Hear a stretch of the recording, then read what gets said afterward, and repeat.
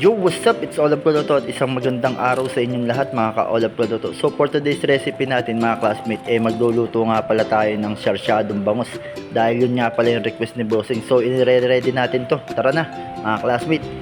So pinakita ko na rin sa inyo at syempre napakapi na rin tayo dyan mga ka-Olaf. Syempre kasama rin natin ang Nescafe Creamy White sa araw-araw natin lutuan. So yan na nga mga classmate at nilagyan ko lang muna ng asin at kumbaga i-marinate natin to sa all-purpose powder na binili nga pala ni Bossing.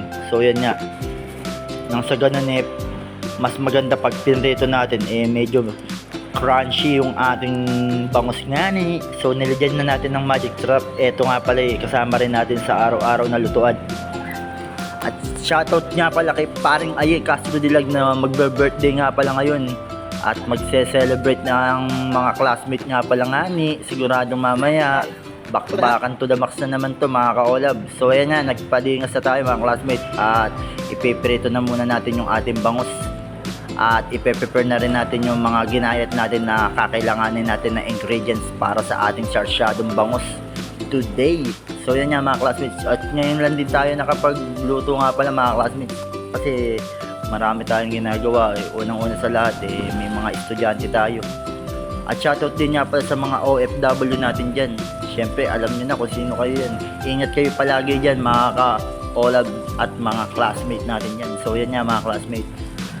At habang piniprito natin yung ating bangus, ginagayat na natin tong ating mga kakailanganin.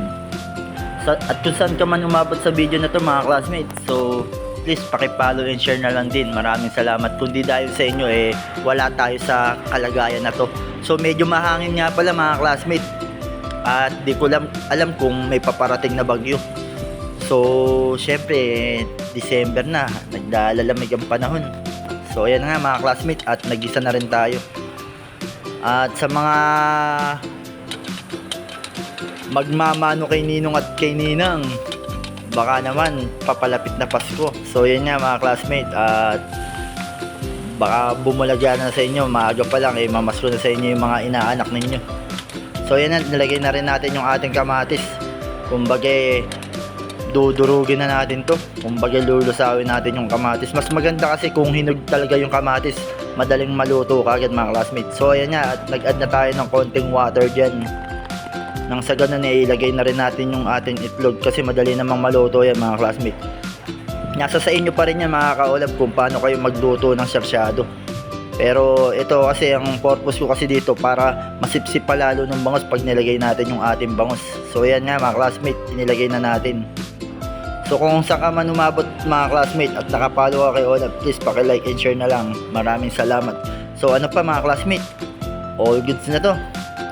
Nakakain na ba ang lahat? So kung hindi pa magluto ka na mga classmate.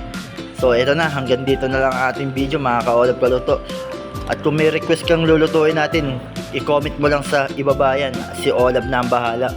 So thank you for watching mga ka-Olab Kaluto. Maraming salamat. Thanks for watching and subscribe. Bye bye.